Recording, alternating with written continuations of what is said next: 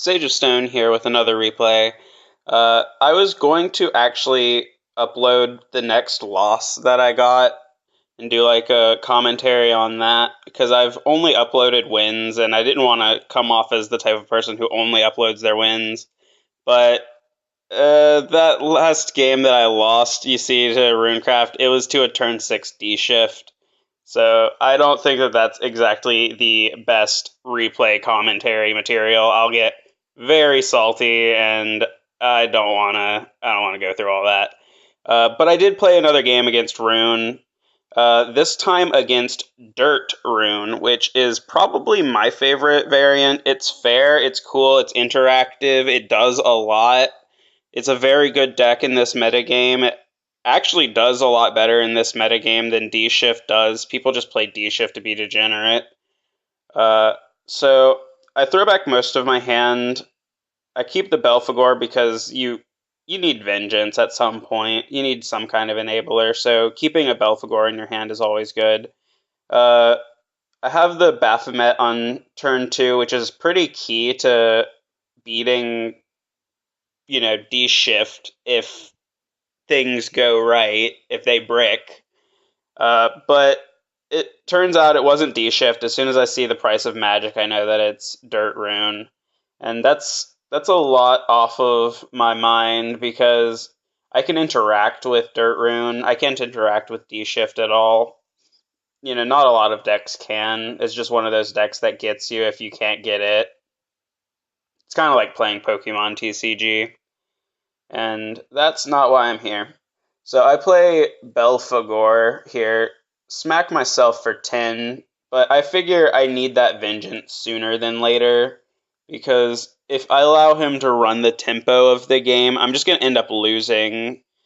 It's going to cost more than 10 life when he runs the tempo of the game.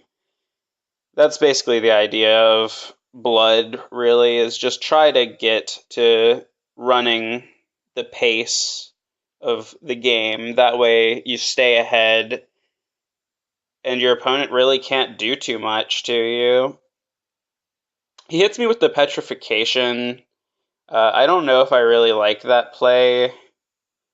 It feels kind of like card intensive, but it's pretty good for what I have to do to stop it. Makes me use my Scarlet Saber, but if I had had other cards in hand, that would have been a really detrimental play to him. Uh, but it's going pretty well. I feel pretty secure here. The only thing that I'm worried about is like just suddenly, oh, it was some kind of D shift burn rune hybrid, which is always something you have to worry about when playing against Rune. You can never really be off of your guard. It can always just have a random D shift, and there's nothing you can do about that. So he's just playing. He does the same thing again, and I can't.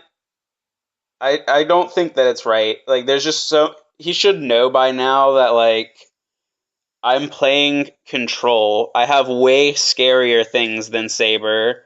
This is not pertinent, but it's the play he makes, and I guess judging by the way this game went for him, it did not pay off too well. Uh,